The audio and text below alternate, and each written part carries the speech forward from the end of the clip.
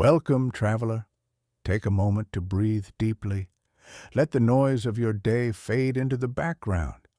Turn down the lights or pull the curtain if you like.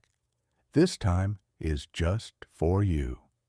If these gentle stories help you relax, don't forget to like the video, subscribe to the channel, and write in the comments where you're listening from and what time it is right now. Now, make yourself comfortable. Maybe you're lying in bed or seated in your favorite corner with a warm drink beside you. If you can, play some soft ambient noise. Maybe the rustle of leaves, the sound of a river, or the crackle of firewood. Let it fill the silence gently as we drift into another time. Tonight, we will travel far back, not to grand feasts or royal banquets, but to something much simpler, something that began with fingers in the soil, the scent of crushed leaves, the touch of wind across the face. Tonight, we explore the humble beginnings of one of the world's oldest foods, the salad. You might think of salad as modern, as clean and delicate, sliced with precision and served with oil in elegant glass bowls. But the story of salad reaches deeper, to the first hands that gathered edible greens, to the first wooden bowls carved by river stones, to the first quiet moment when someone, somewhere, chose to eat something raw and wild, not just to survive, but to taste. You're not in a kitchen now. You're in a clearing under soft light. The world is younger. The sky is low and wide. Birds call in the distance, and your hands are dark with soil. Around you, the forest stretches, patient, silent, knowing. Your feet are bare. There is no language yet for salad, and yet you are making one. You crouch by the edge of a stream. The air smells of wet stone and pine. You gather leaves that are soft and new, the kind that curl slightly at the edges. Not too bitter, not too fibrous. You've learned which ones to avoid, those that sting, those that leave your tongue numb, those that made your brother ill last spring. You remember, that's all you have. You pull wild mustard, lamb's quarters, the first shoots of dandelion, no baskets, just your arms. You return to your fire where smoke moves like thought. There's a flat stone where you slice wild onion with a shard of flint. The aroma bites the air, sharp, sudden. You crush a few seeds from a pouch, coriander maybe, or dried thyme if the season allowed. You don't call them spices. They're just flavors. Around you, others prepare roots, tubers, bark. Some roast, some boil. But you are not cooking. You are composing. You mix the leaves in a bowl you carved yourself. It is rough, uneven, dark with age. You wipe your hands on your tunic and add a pinch of salt, traded from a traveler who passed by moons ago. Salt is rare, but tonight feels like a time to use it. You toss the greens slowly with your fingers, no fork, no spoon, no oil, just hands and instinct. You lift the bowl.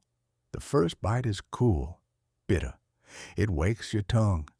The leaves press gently against your teeth. The onion cuts through hot and bright. The seeds crackle. You chew slowly. Around you, no one speaks, not out of reverence. Silence is just the natural shape of evening. But inside you, something speaks. The salad is telling you what it has gathered, the heat of sun, the weight of rain, the memory of soil. This is not just nourishment. It is communication. You take another bite. This one has more salt. You close your eyes. Behind your eyelids, you see the meadow where you pulled the greens, the place where a deer watched you but didn't run. You taste memory. You swallow. A breeze curls around your neck. The fire crackles behind you. Sparks rise and vanish. There's warmth, but not from the food, from the act, from the ritual. This salad is not made to impress.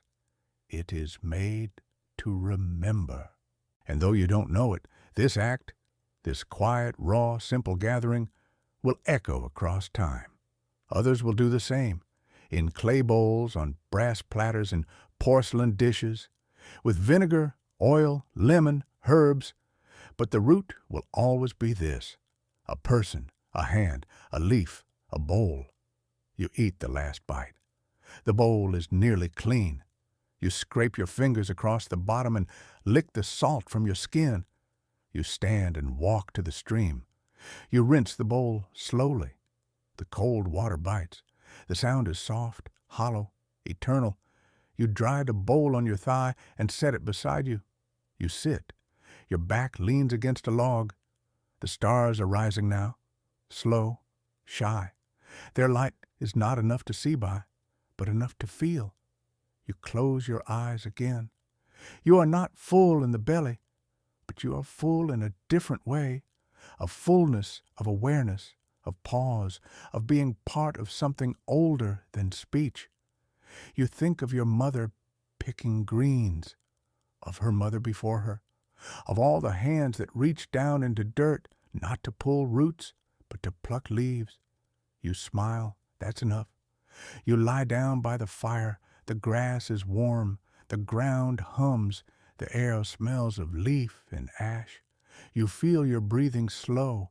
The salad is gone, but it has left something behind. Not taste, not hunger, something else, something settled, something sacred. The first salad was never a recipe. It was a rhythm, and you, tonight, have felt it. Sleep now, keeper of forgotten flavors. Let the night cover you like a soft cloth. Let the stars watch over your breath.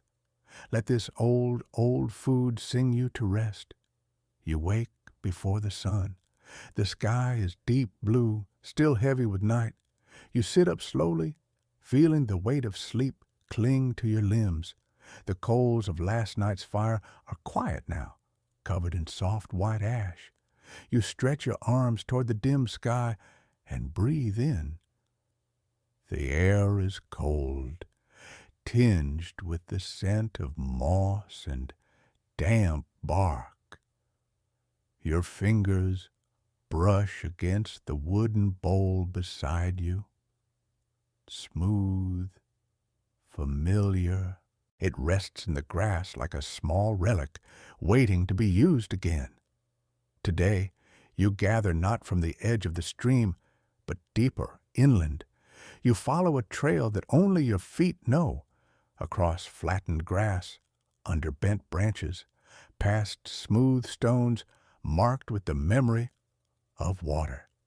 This is not the place others go. It is yours, the place where leaves are different, where the ground is softer, where the light falls in thin golden stripes through the canopy. You carry nothing but your bowl and a woven pouch. No weapons, no tools. You are not hunting, you are listening. The forest breathes around you, slow and deliberate. You begin to notice things. A small cluster of violet-stemmed greens growing beneath a fallen tree. You crouch and press your palm to the earth beside them. The soil is cool, rich. You pinch a few tender leaves between your fingers, then tear them gently, letting the scent rise to your nose. A little bitter, a little sweet. Perfect. Further along, you find wild sorrel, its leaves shaped like hearts, its taste bright and sharp. You chew one leaf slowly, your tongue tingling. This one will go well with the crest from the river. Balance. That's what you're looking for. Not flavor, not variety, but something softer. Harmony. You pass a grove of low shrubs. The ground here is drier, sprinkled with pebbles. You recognize the long, thin stalks of wild fennel, their feathered tips swaying in the breeze. You pluck one and rub it between your fingers. The scent is warm, like anise, like memory. You smile. You never add much, just enough for breath to carry it after the meal. Each plant speaks to you in its own way, not in words, but in temperature, texture, weight. You know which ones cool the body, which ones heat the blood. You remember how long to chew wild garlic before it stings. You know which seeds to crush and which to toast. These are not facts. They are friendships, old, quiet, respectful. You stop beside a thicket where the ground rises slightly. Here, among the grasses, you find a plant your grandmother called mirror leaf. It grows close to the earth, its surface smooth and shiny, always cool to the touch. It's rare, a gift. You pick only 2 small leaves and place them at the top of your bowl, not because they taste special, but because they remind you that some things are not meant to be taken in handfuls. The sun begins to rise. Light spills like warm milk through the leaves above. You stand and stretch again. Your pouch is half full, your bowl resting carefully in the crook of your arm. You begin the walk back, slower this time, eyes wide to the morning. As you walk, your thoughts drift to the time before this path was yours.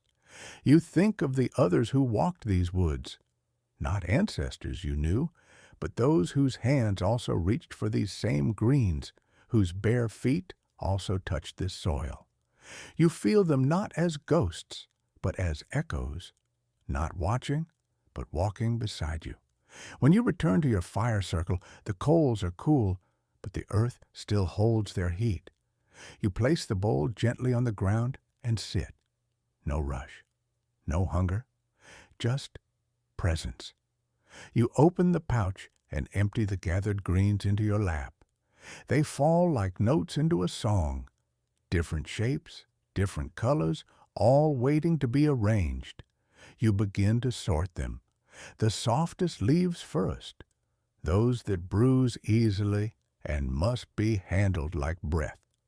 Then the firm ones, sturdy, resilient, reliable.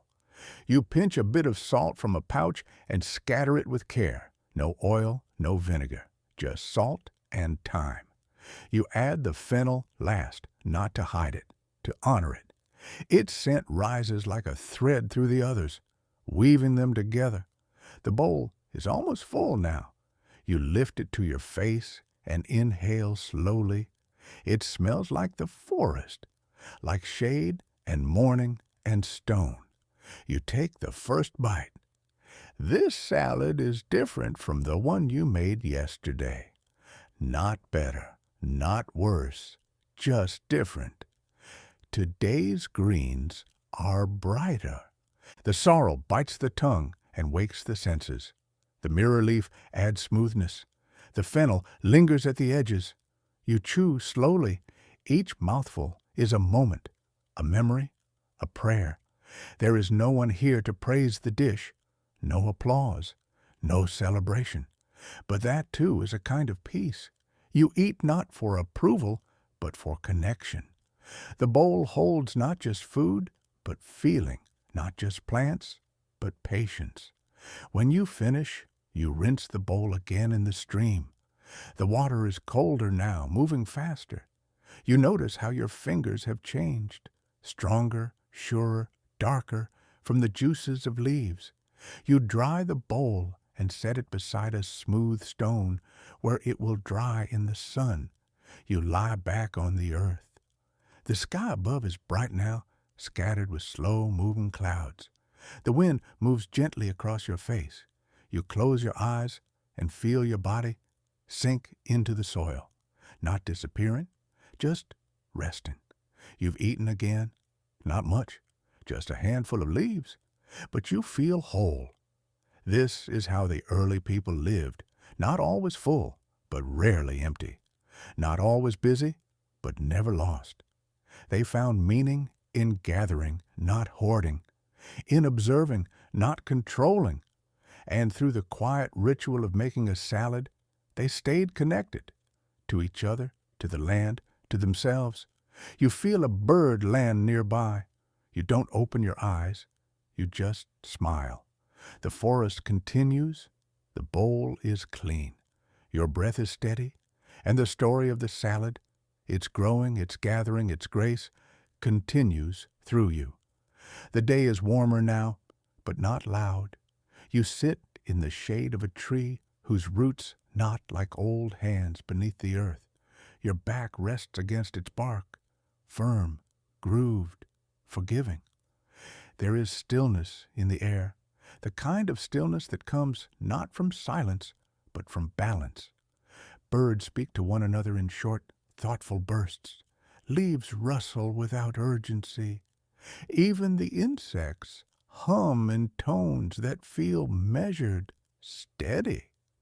You're not in a hurry.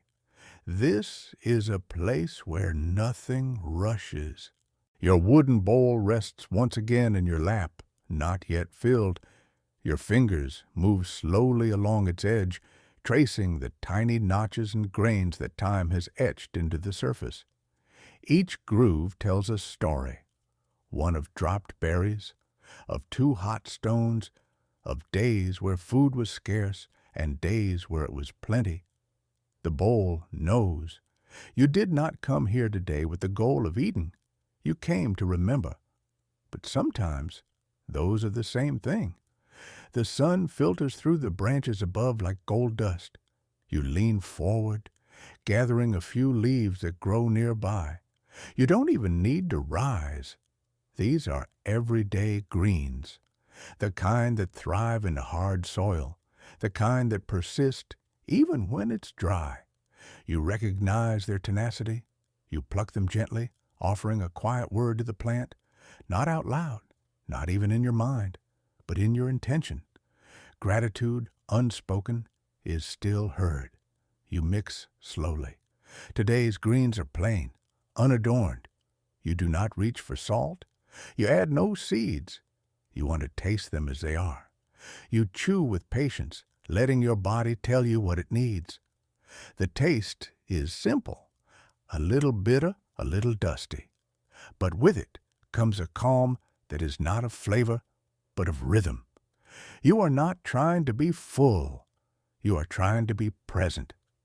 After a while, you lean back again and close your eyes.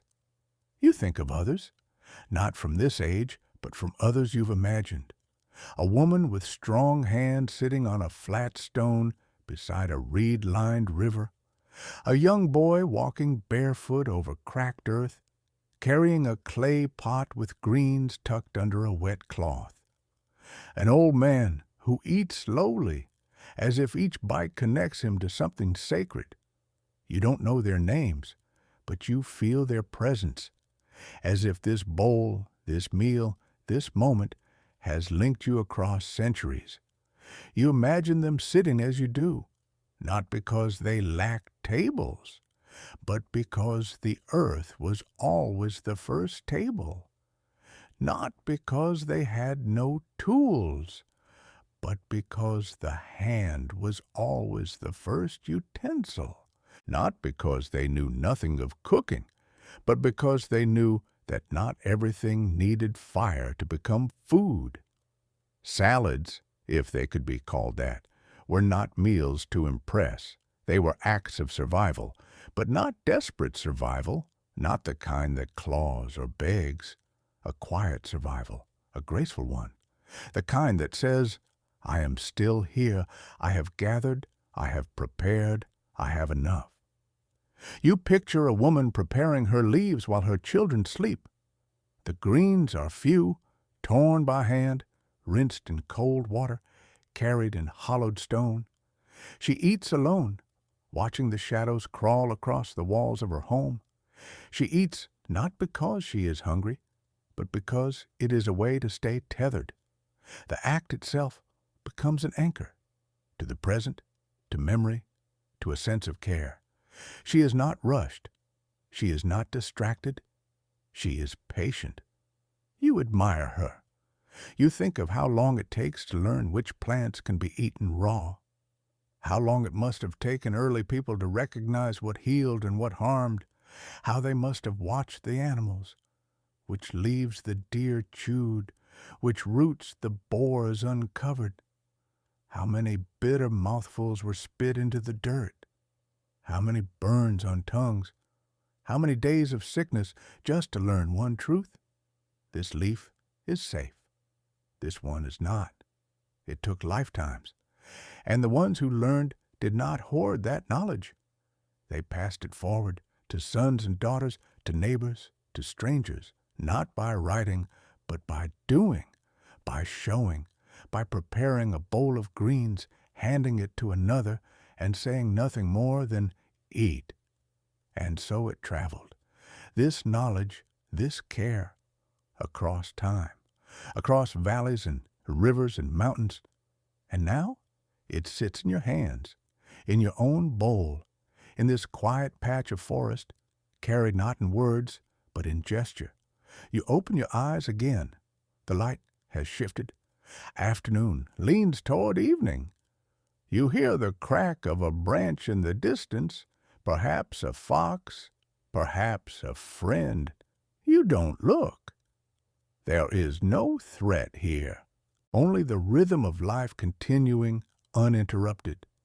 You think about the meals that taught you patience, the ones that were not quick or full of flavor, the ones that required work or waiting, the times you chewed slowly not because you wanted to, but because your body demanded it.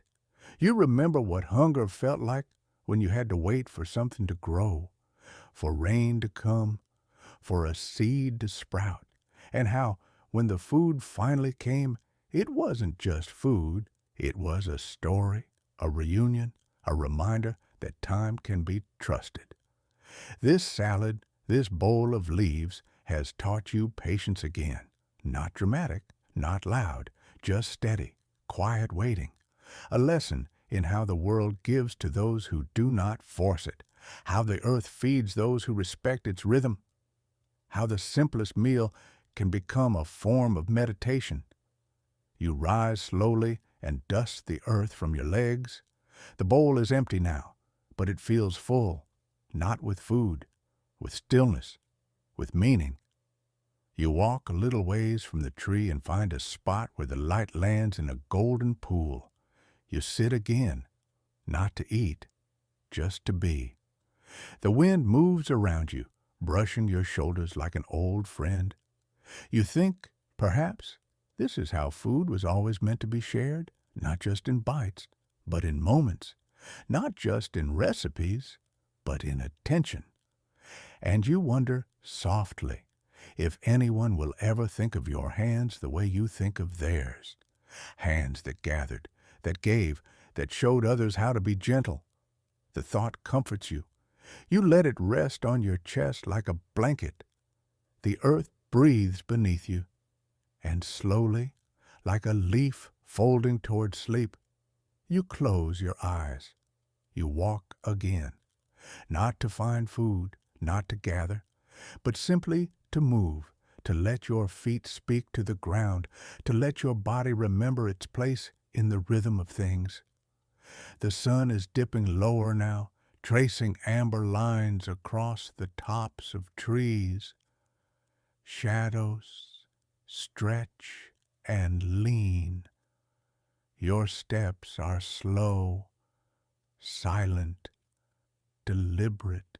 Each footfall presses gently into the soil, leaving only the faintest impression, like a whisper that fades behind you. You carry nothing, not your bowl, not your pouch, just yourself. The forest is more golden than green now. You pass plants you know, friends you've already visited today. You do not disturb them. Some leaves are best left untouched, not because they are sacred, but because they are part of a balance. You nod toward a cluster of long-leafed greens and move on. They nod back, or so it feels.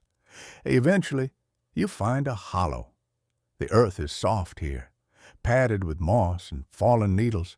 You sit cross-legged and let your hands rest on your knees. The air smells of pine and something older, maybe stone, maybe memory. You breathe in through your nose, slowly, holding the scent like it's something precious, and then let it go without force. There is no salad here, no meal, but the presence of food lingers anyway, in the mind, in the skin, in the story. You think again of the ones who came before, how they must have gathered not just for survival, but to feel alive, how they made small rituals out of everyday acts, the cleaning of leaves, the choice of bowl, the order in which greens were layered. These things mattered not because they were necessary, but because they were grounding, anchoring. You remember once watching an elder make a salad, not in silence, but in song. Her hands moved with rhythm, with grace, as if each leaf she placed into the bowl was a verse, a line, a prayer. She hummed low and slow. The song had no words, only breath and tone. But still, you understood it. It was a song of patience, of gratitude, of knowing that food was not separate from spirit. You'd tried to hum the song yourself once, alone, in the woods. It had felt strange, out of place, your voice uncertain, your breath shallow. But the plants had seemed to recognize the tune, even in its imperfect form. The leaves had felt brighter that day, more open, or perhaps it was you who had changed. Your hands more respectful, your chewing slower, your attention sharper. The memory warms your chest. You close your eyes just for a moment and let yourself return to it. The old woman, the wooden bowl, the sunlight through reeds, the steady rhythm of her voice. You think of how many generations have passed salads forward, not with cookbooks, not with writing, but with motion, with example, with presence. The first salads were not written down. They weren't invented. They were remembered, and they were different every time, shaped by season, by weather, by what was growing and what had survived the last frost.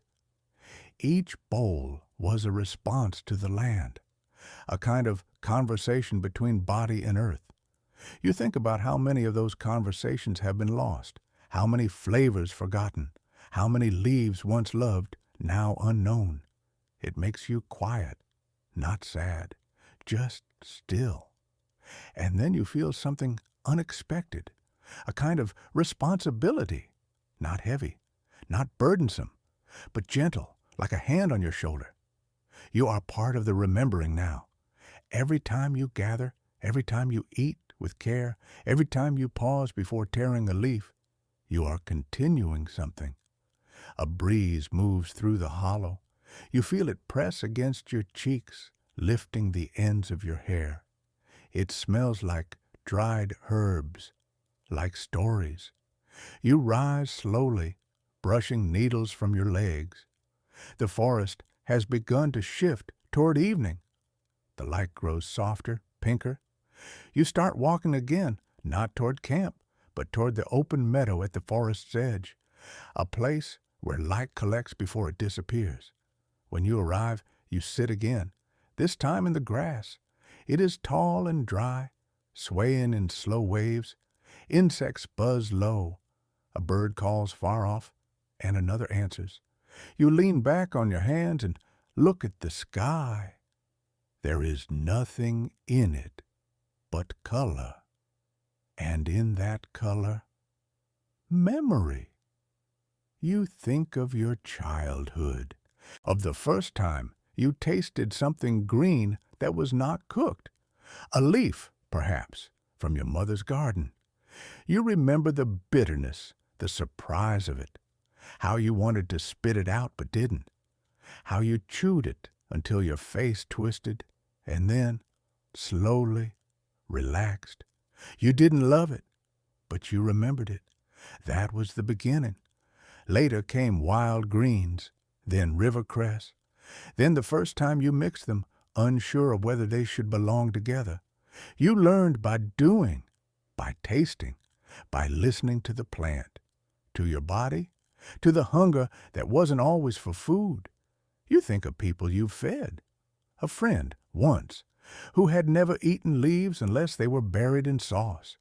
You gave him a bowl, no dressing, no oil, just greens, salt, sun. He looked uncertain, then curious, then grateful. He chewed slowly. You didn't speak, you didn't need to. And now here you are, the sun slipping lower, the bowl resting empty back at camp, your mind full of meals that were never meant to impress, only to nourish. You feel full, but not from eating, full from remembering, from honoring. A small insect lands on your arm. You watch it for a moment before gently brushing it away. It leaves no mark. You smile. Everything passes and everything returns. Leaves grow again. Memories surface when they are needed. Meals are remade.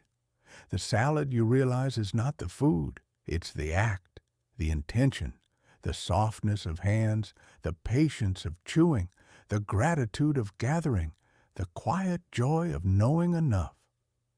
The air cools now. Evening settles over the meadow like a blanket pulled high. You wrap your arms around your knees and let yourself be still. You have gathered many leaves in your life, some with joy, some with grief, some with hunger sharp in your belly, some with peace in your heart. All of them matter. All of them taught you something. Tomorrow you may gather again or not. There is no need to decide now. The earth will offer. The plants will speak. You will listen. That is enough. The stars begin to appear one by one like quiet footsteps entering the sky. You breathe slowly, deeply. You do not rush the night. You do not fear it. You welcome it as you would a friend, not with fanfare but with comfort. And as darkness wraps around you, you think one final thought before sleep takes you, that in every forgotten meal, in every bitter leaf, in every quiet act of feeding, there is a kind of wisdom that waits patiently for someone to remember. Tonight, that someone is you. The sky above you is deep now, not blue, not black, but the in-between color of a world resting. The kind of sky that holds stars gently in its palms, without urgency. You're lying down now on a soft bed of dry grass and old moss, your hands folded loosely over your belly, your eyes half-lidded. There is no need to speak, no need to move. Everything has been said in the way you walked, the way you gathered, the way you chewed each leaf as though it had something to tell you. And maybe it did. Maybe that bitter bite you once disliked is the very flavor that taught you humility. Maybe that stubborn stem was a lesson in patience. Maybe the emptiness you feared between meals was never emptiness at all, but space. Space for remembering, for gratitude, for rest. You think back on all you felt these past hours. The coolness of the morning, the grain of the wooden bowl against your skin, the way the greens softened slightly beneath your touch, not in surrender, but in understanding. The quiet joy of recognizing a familiar plant, the deeper joy of discovering a new one, the way sunlight warmed your back while you sat near the tree, the rhythm of chewing, the smell of crushed herbs on your fingertips. These are not just memories. They are the body's way of storing truth. Tonight, the wind carries the scent of wild thyme. Dry, clean, ancient. It brushes against your cheeks like the breath of a grandmother who has told this story before. You let it in. You do not resist. You imagine a fire crackling somewhere nearby, not too close, just enough to send a faint golden flicker across the inside of your closed eyelids. You imagine a clay pot hanging over that fire, and inside it a handful of leaves floating in warm water, a kind of tea, maybe, a kind of offering, the kind of drink shared not to quench thirst, but to mark a moment, a return, a goodbye, a memory. If you were to sip it, it would taste like every forgotten salad you've ever eaten, slightly bitter, slightly floral grounding. It would not make you full. It would make you still. And in that stillness, you would find something even more nourishing than food. Peace. The kind that comes from being part of something older than yourself. A tradition not carved in stone, but carried in hands. Passed quietly, bowl to bowl, bite to bite. You remember the first time you thought of food as more than survival, not a meal, but a message, a way to say, I see you, I remember you, I share this with you, and that memory wraps itself around you now like a second blanket, warm and familiar. You breathe it in, you let it rest in your chest, you let it become part of you. The leaves you ate today are long digested, but what they gave you remains. Not energy, not nutrition, but attention, presence, connection. You can still feel them in your jaw, in your stomach, in your heart, as if each one left behind a small stone, smooth and solid, to remind you of what matters. Not speed, not spice, but care, but patience, but listening. You think of a child long ago reaching into a bowl for the first time, their hand small, unsteady, their eyes curious, their mouth hesitant. The first chew, the first swallow, the way the world must have tasted then, new, sharp, alive. You wonder what their world smelled like. You wonder if they remembered that first bite their whole life. Maybe they did. Maybe that's what passed down. Not recipes, not ingredients, but memory, sensory memory. The smell of dust and dandelion, the taste of iron-rich leaves, the sound of quiet chewing in a room with no roof. You wonder how many meals you've forgotten, and you wonder how many remember you. A strange thought, but not an impossible one. Perhaps a bowl, long since cracked, still holds the imprint of your fingers. Perhaps a plant, plucked years ago, bloomed again because you once scattered its seed. You've left traces in the soil, in the story, in the act of eating with attention. You feel your breath slow now, not because you're tired, but because you're safe. The kind of safe that comes not from walls or locks, but from ritual, from rhythm, from knowing that nothing is required of you in this moment but rest. Above you, the stars pulse gently. You do not name them. You do not count them. You let them be. The way you let leaves grow, the way you let water run, the way you let time pass without chasing it. The wind settles and the silence thickens. You can hear your own heartbeat now, soft and even, like footsteps on old ground. You think of the stories your body holds, the ones passed down not in words, but in sensations. The warmth of sun on closed eyelids, the sting of cold water on bare feet, the scent of ash and oil and wild greens. You are not alone, even now, even here, around you in the quiet dark. Others rest too, in other forests, in other rooms, with other bowls. And maybe, just maybe, they are also remembering. They are also chewing slowly. They are also pausing before the first bite to feel the weight of history in their hands. You smile, just slightly, not from joy, from recognition, from the deep, soft comfort of knowing you are part of something bigger, something older, something that has no need to shout, but continues generation after generation in small, careful bites. The first salad in the world was not written about. It had no name. It was not served on plates. It did not aim to impress.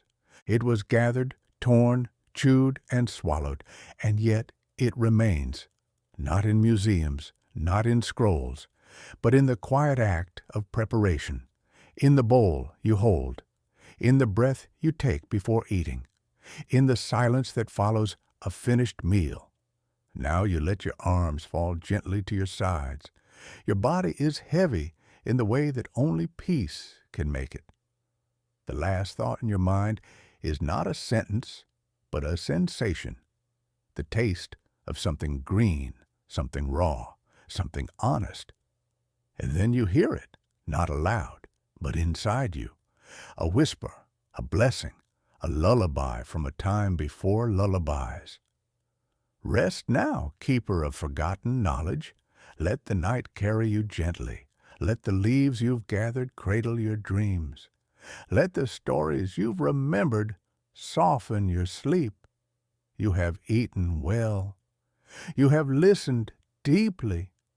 You have shared in the quiet wisdom of the earth. Sleep now with an open heart. Let the silence feed you